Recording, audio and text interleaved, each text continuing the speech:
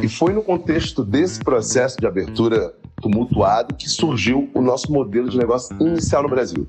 Que nós decidimos que operaríamos sim, 100% em conformidade com a regulação, mas num formato diferente. Mercado de viagens de ônibus no Brasil. No Terraço Cast de número 432.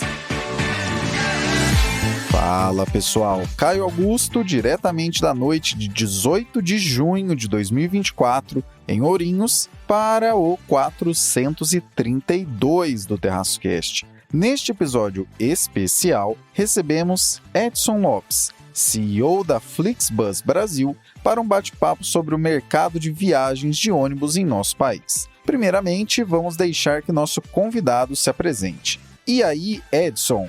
Olá, primeiramente me apresentando, sou Edson Lopes, diretor-geral da Flixbus aqui no Brasil. Estamos desde 2021, no mês de dezembro, levando soluções acessíveis e sustentáveis de transporte rodoviário para passageiros de todo o país. Falando um pouco da minha experiência, tive a honra de participar do case da Uber aqui no Brasil e também fui diretor de operações da Oi, além de ter experiências aí com consultoria estratégica e no mercado financeiro anteriormente. É sempre um prazer aqui no Terraço Cast trazer quem não apenas tenha o que contar pela experiência atual, como também pela trajetória. Dessa forma, os assuntos acabam se desenrolando da maneira mais produtiva possível, tanto para este âncora, que sempre aprende um cadinho, tanto para nossa amada audiência, que é você que está ouvindo esse episódio agora. Sem mais delongas, vamos ao 432.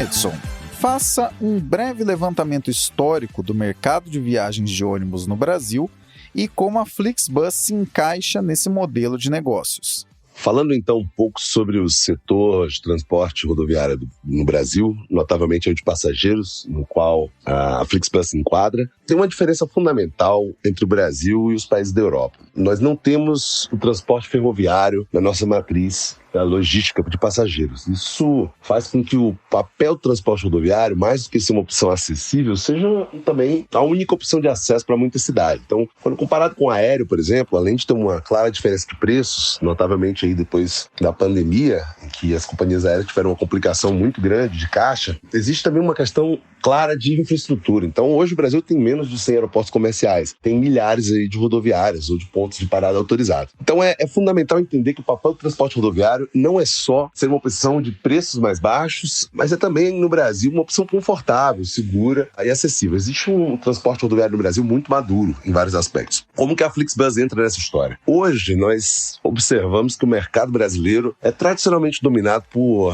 algumas mesmas empresas. Em uma análise superficial, principalmente do transporte interestadual, que é regido por um modelo de autorizações, pode haver a impressão de que há concorrência clara no setor de transporte rodoviário. Digo isso porque são mais de 200 empresas autorizadas com pelo menos uma linha na NTT, né, que é o órgão regulador a nível federal para o transporte interestadual, e isso dá a impressão de que há uma dinâmica competitiva. Mas a grande realidade é que, ao nível das linhas, 80% das linhas no Brasil são monopólios ou oligopólios. Então, hoje, eu acredito que a maior oportunidade que nós temos no transporte rodoviário é aumentar a competitividade, remover barreiras de entrada, talvez até criar barreiras de saída mais rígidas, para garantir que os melhores operadores estejam sempre desafiados a permanecer num patamar elevado, enquanto quem traz riscos à segurança ou não tem uma qualidade diferenciada pode perder o direito de operar. É nessa linha que eu acredito que a gente deve seguir, mas as barreiras de entrada devem ser menores. E não é isso que nós vimos observando. Contando um pouco mais sobre a Flixbus, antes de entrar no contexto da nossa entrada no Brasil, nós somos hoje a maior empresa de transporte rodoviário do mundo, pelo menos fora da China, digamos assim. Estamos em 43 países, contando com o lançamento recente da Índia e, obviamente, entre os lançamentos mais recentes, ou do Brasil, em dezembro de 2021. A nível global, temos uma estratégia similar de ter um produto asset light, ou seja, nós focamos muito mais na parte de plataforma e no ferramental para os operadores do que em ter o lado operacional, a frota, o motorista, a manutenção. Exigimos alguns níveis de padrão, obviamente, tanto de segurança quanto de qualidade, mas mas o grande carro-chefe, vamos dizer, na ponta da parceria com os operadores de transporte é oferecer tecnologia de ponta em marketing, precificação, vendas, planejamento de rota, atendimento ao consumidor, entre outras tantas coisas. Do lado do consumidor, nós somos uma opção acessível, então, tanto do ponto de vista de preço quanto do ponto de vista de capilaridade na maioria dos países, sustentável, ou seja, nós estamos olhando para oportunidades de descarbonização, mas também para o próprio fato de que o ônibus, por si só, emite menos CO2 por quilômetro por passageiro que outros modais, como o avião, por exemplo. Então, a nossa marca registrada realmente é a parte de inteligência, a parte de tecnologia, aliada a um conceito de acesso para o usuário. Na Europa, a Flixbus normalmente é vista como uma opção mais low cost, obviamente, por conta de uma limitação natural, que é a competição com o trem. A infraestrutura ferroviária na Europa é imensa. Já no Brasil, nós enxergamos o transporte rodoviário como um dos principais modais, empatado aí com o avião, muito próximo disso, na verdade, em alguns anos, em termos de receita, mas em termos de relevância para a população, notavelmente a população que mais precisa, o transporte rodoviário no Brasil é fundamental, né? E eu não falo só de médias e longas distâncias, mas também de curtas distâncias, em algum caso, suburbano. Existe uma relevância muito mais importante, como eu já vinha mencionando. Seja pelo aspecto da infraestrutura, né? Somos um país bastante rodoviário, ou mesmo pelo acesso, realmente a viagem de ônibus é uma memória muito mais frequente para boa parte das pessoas do que deslocamentos feitos por avião. Inclusive, essa diferença entre deslocamentos feitos por avião entre o Brasil e outros países do mundo me lembrou um episódio de podcast no qual Gianfranco Panda Betting esteve recentemente. Não estou me lembrando nesse exato momento qual era o podcast, mas a informação grudou na minha cabeça. Em média, cada brasileiro faz uma viagem de avião a cada 2 anos e o americano faz 5 viagens de avião por ano. Só nesse ponto, já sabemos que o número de viagens de avião que ocorrem nos Estados Unidos anualmente é mais de 10 vezes maior do que o que a gente tem aqui no Brasil. Por lá, são pouco mais de 900 milhões de viagens aéreas registradas por ano. Já sobre a atuação da Flixbus, diríamos que o Brasil realmente é um local com bastante potencial, principalmente quando falamos sobre a possibilidade de democratização e barateamento pelo lado de quem compra as passagens e otimização do capital investido, os ônibus e demais estruturas, pelo lado das empresas. Esse combo parece muito mais bem-vindo em um país como o nosso do que em locais onde a infraestrutura de transporte coletivo via trens é mais bem estabelecida, como são os casos da Europa, diversos países da Europa e da própria China. Essa otimização não acontece sem desafios, mas calma que esse assunto a gente conversa já já.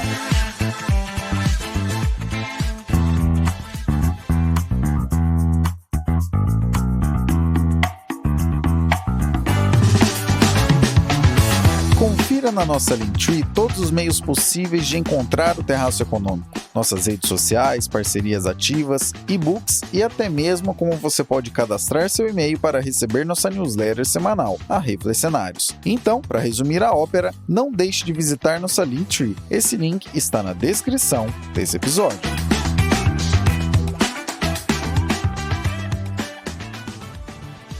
Um recente marco regulatório da ANTT, que é a Agência Nacional de Transportes Terrestres, quem faz a regulação desse setor, no caso, esse recente marco regulatório da ANTT tem como objetivo abrir o mercado e torná-lo mais atraente a novas empresas. Como vocês têm visualizado os efeitos práticos dele? E é isso mesmo que está acontecendo? Pensando na entrada da Flix no Brasil, o que nos atraiu aqui foi, primeiramente, o tamanho do mercado. Em segundo lugar, como já mencionado, a falta de competitividade, muitas vezes protegida pelo arcabouço regulatório, em mercados muito interessantes. E algumas peculiaridades, como, obviamente, a questão de termos diferentes oportunidades de assento, de qualidade e conforto, que é algo que é bem diferente do que nós praticamos em outros países.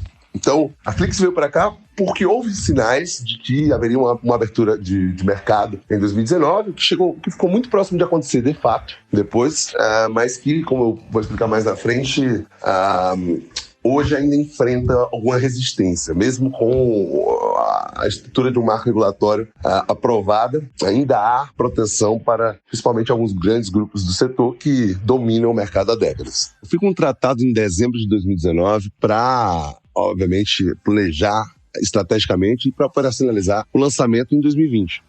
Com a pandemia da Covid-19, obviamente esses planos foram atrasados, mas houve um efeito colateral positivo, que é de lançar apenas em dezembro de 2021. Do ponto de vista regulatório, as exigências são muito complexas, então nós tivemos mais tempo para planejar uma entrada regular no Brasil, ou seja, uma entrada que respeitasse a legislação tanto no marco regulatório antigo quanto no atual, e que permitiu também que a gente entendesse melhor o consumidor brasileiro, o perfil da competição, a dinâmica competitiva, quais que são as preferências do usuário, no caso passageiro da gente, né? E também o que é fundamental para você expandir no Brasil e ter uma lucratividade futura, ou seja, entender as nuances aí do mercado. Apesar dos sinais de abertura real de mercado que nós tivemos em 2019, a partir de 2020 uma série de coisas começou a acontecer. Então, medidas cautelares do Tribunal de Contas da União, impedindo a agência reguladora, no caso a NTT, de dar novas autorizações pro interestadual. Só fazendo essa diferença, o intermunicipal é regulado ao nível dos estados e, na grande maioria deles, talvez até em todos, é um modelo de licitação até hoje. Já no caso do interestadual, que é regulado a nível federal,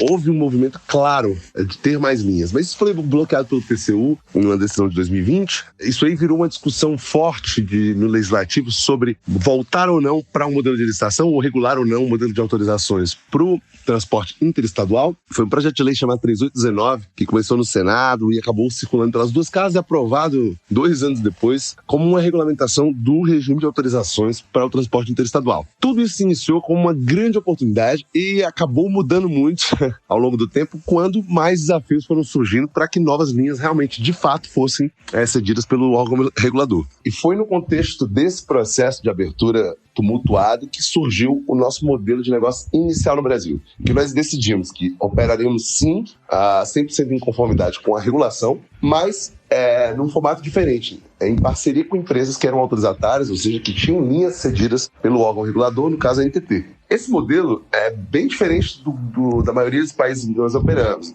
Obviamente, ele reduz um pouco o poder de barganha, o poder de decisão sobre quais operadores nós queremos trabalhar em parceria, mas é um modelo válido e um modelo que comprovadamente permitiu o nosso acesso aqui a novas regiões do país, enfim, a várias regiões do país, no caso, e hoje mais de 100 cidades. Na prática, nós temos um contrato de prestação de serviço com os operadores autorizatários. Hoje são 9 empresas. A Flix ainda não detém autorizações próprias para a operação. E as nossas relações com esses parceiros ao longo desses anos comprovam, ao lado dos resultados, obviamente, do crescimento expressivo do número de passageiros, que o nosso modelo funciona mesmo em um contexto em que as linhas, precisamos trabalhar com linhas que já foram cedidas, ou seja, com o que existe hoje.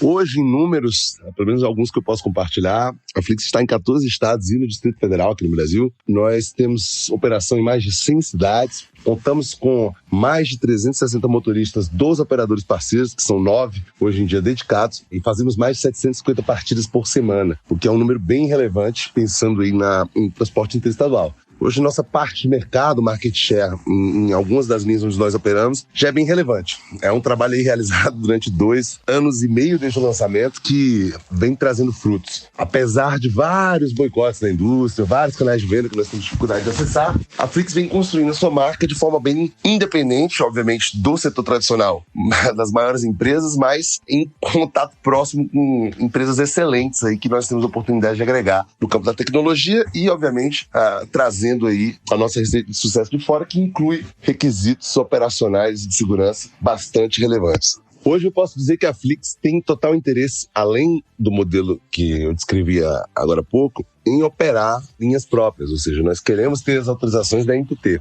Nossa visão é que o marco regulatório atual tem muitas vantagens interessantes. Uma delas, por exemplo, é criar um mecanismo de reporte de dados, ou pelo menos regulamentar um mecanismo que já existia e aprimorar os requisitos, que é o Monitrip, para garantir que haja transparência das empresas com os dados de passageiros, que haja transparência das empresas com dados de manutenção e outros temas. E isso traz uma riqueza de possibilidades que é incontestável. A NTT vai, por exemplo, poder filtrar melhor os parceiros pelo histórico que eles têm em termos de qualidade na hora de ceder uma nova linha, e vai também poder ter critérios rígidos de saída e justificáveis para caçar autorizações de empresa que não tem uma boa operação. Eu destacaria também como ponto positivo desse marco regulatório a digitalização de alguns serviços, como a emissão de passagens com gratuidades para grupos como idosos e estudantes, que por lei tem o direito de viajar ou com desconto ou de forma gratuita em uma determinada quantidade de número de assentos. Eu destacaria também outras questões, como a padronização de alguns processos de alteração de esquema operacional, plano de manutenção e outros temas voltados para a segurança. Existe muita coisa positiva a se comemorar desse marco. Por outro lado, quando o assunto é competição e, no geral, regulação da oferta, há uma clara restrição à entrada de novos operadores, principalmente em linhas onde a demanda é suficientemente grande para que impere a competição e, obviamente, a opinião do usuário, e não a influência política ou simplesmente a necessidade de preservar margens em um mercado que não tem uma característica de monopólio natural. Esse conceito de inviabilidade econômica que foi introduzido agora dá à agência o poder de estimar qual é o número ideal de entrantes por ano em janelas específicas e que ocorrem de forma bastante espaçada para uma determinada linha. Ou seja, a NTT vai fazer um esforço utilizando uma metodologia que, na nossa visão, reflete a realidade hoje do setor rodoviário, qual é o número de operadores que pode estar em uma determinada linha. Isso não cabe na realidade de um regime de autorizações e, honestamente, pode ser enxergado como uma tentativa de preservar os grandes grupos econômicos que já vêm atuando há tanto tempo no setor. Mercados, por exemplo, como Rio de Janeiro, Brasília, hoje, que tem uma competição bastante limitada, chegam a ter um preço pago por quilômetro pelos passageiros está até 3 vezes maior do que linhas como Goiânia e Palmas, que obviamente tem um acesso diferente à infraestrutura, custos diferentes, mas acaba tendo um preço 3 vezes menor para o usuário. Só quem ganha com mais opções de oferta, obviamente respeitando critérios de segurança, são os usuários finais, que no caso são os passageiros. Então hoje a NTT limita a entrada de novos operadores até para mercados que são monopolizados e para mercados que são considerados pequenos, pouco atrativos. Uma coisa interessante é que agora vai haver alguma flexibilidade para que tipo de veículo pode se operar, com qual idade, nesses mercados onde é necessário ter uma estrutura de custo mais enxuta. Isso é legal, é bacana dar mais flexibilidade. Agora, não tendo novos operadores para competir, o usuário final vai acabar, mais uma vez, vendo práticas de preço que não condizem com a estrutura de custos e com a real margem que esse negócio deveria ter. Nesse momento, a Flixbus, que inclusive apresentou há pouquíssimo tempo para a diretoria da NTT e para as superintendências de fiscalização de passageiros, um plano de excelência operacional e regulatória. Nesse contexto, a Flix vem desenvolvendo produtos e processos para se adequar à realidade do novo marco. Concordamos em tudo? Não, mas temos o compromisso de seguir a regulação independente de caminho ela tome, se é necessária alguma judicialização, por exemplo, para suspender os efeitos de alguma parte do marco.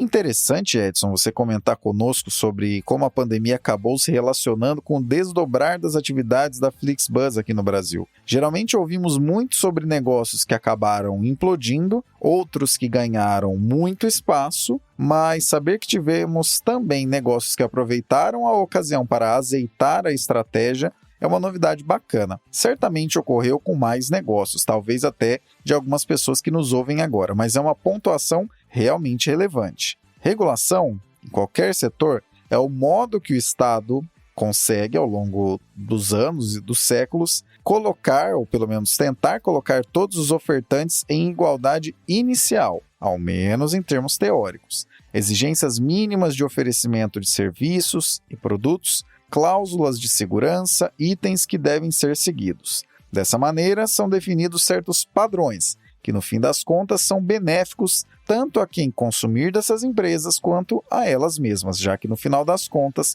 a tal concorrência desleal de quem não cumpre certas regras, economiza recursos e consegue se posicionar melhor, acaba criando incentivos perigosos a todos os membros presentes em um mesmo setor. Em todo caso, é sempre importante ficarmos de olho em como tais regulações são tocadas, porque sempre há a possibilidade dessas regulações estarem puxando a sardinha para os atuais operadores de um certo mercado, ou, em bom português, algo que serviria para trazer mais empresas para um certo mercado pode acabar virando um jeito de cristalizar as empresas atualmente presentes e impedir, de maneira sutil, que novos concorrentes entrem no jogo. Sejamos sinceros, qualquer empresa estabelecida em qualquer setor odeia que concorrentes cheguem. E, se tiverem poder de barganha junto a órgãos reguladores, irão forçar a mão buscando tirar esses concorrentes do mercado. Porém, o mercado todo se beneficia com a concorrência, porque se o que chegou de novo for melhor,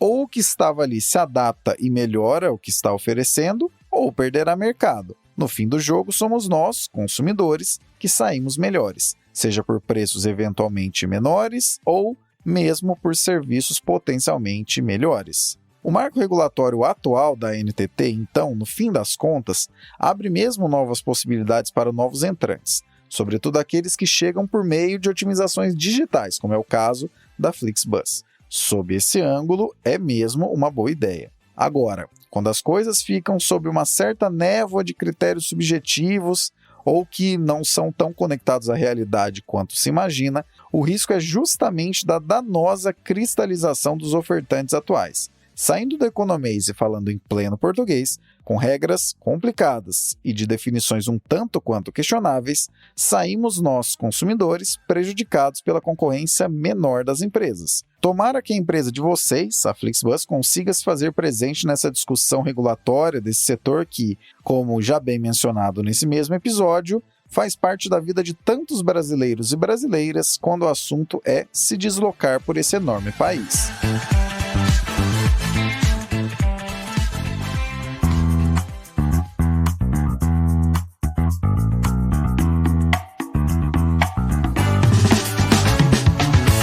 Gosta de como os conteúdos do Terraço Econômico traduzem e desmistificam as coisas? Saiba que não fazemos isso apenas com a análise dos cenários, mas também para parceiros comerciais. Para saber como o seu negócio e o nosso negócio podem ser parceiros, visite na nossa Linktree o item Contrate o Terraço. Quem sabe, seu produto ou serviço pode não apenas ganhar uma descrição mais adequada, como também acessar as centenas de milhares de pessoas que nos acompanham todos os anos. Já pensou?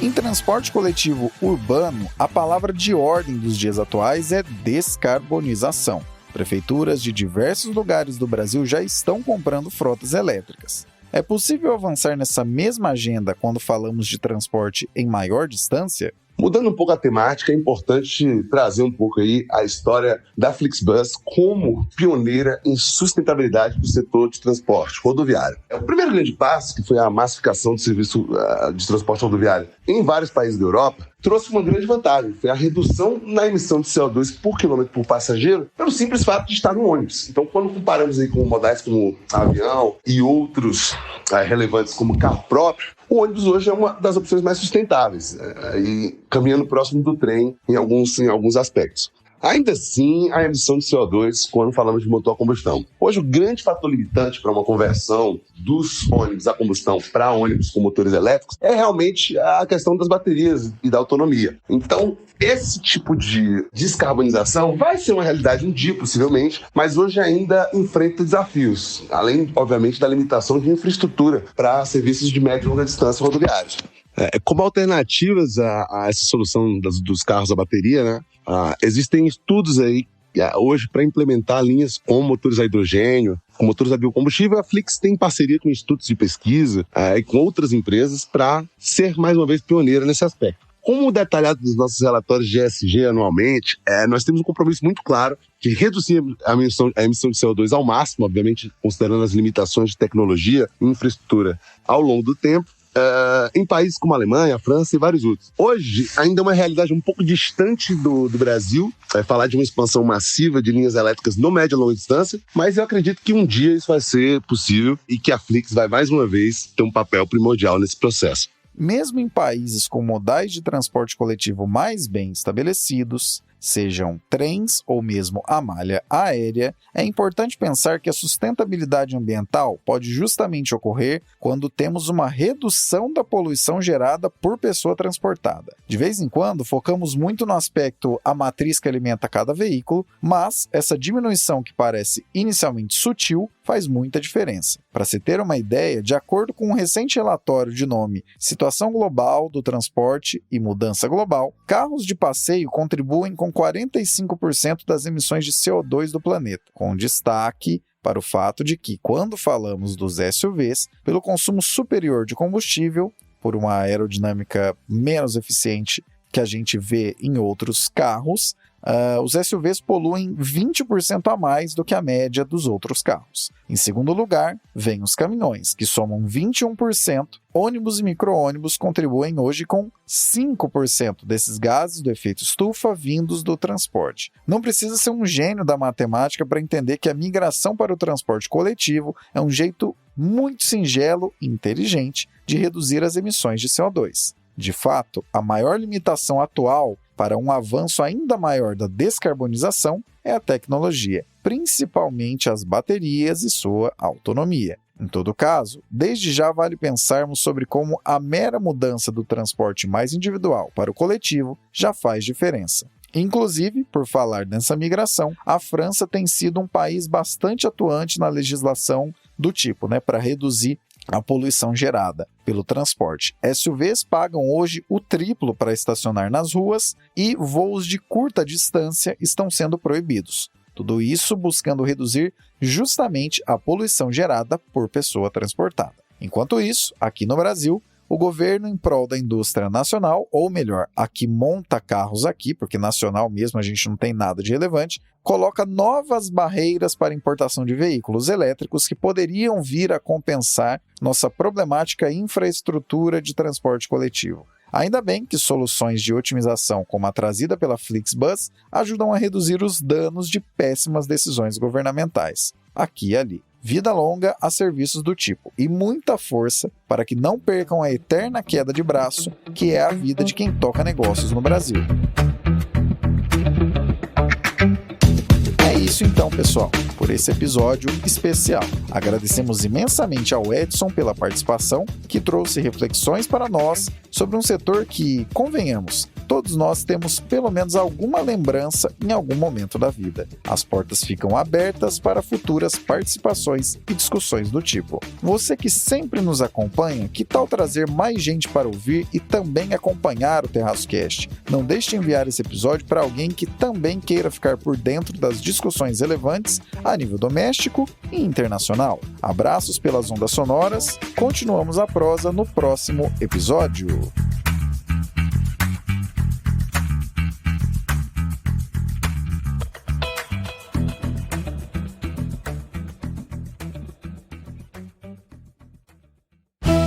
Este episódio foi editado por Atelas, soluções em áudio para podcasts. Encontre a Atelas nas redes sociais. É só buscar por @AtelasEdição.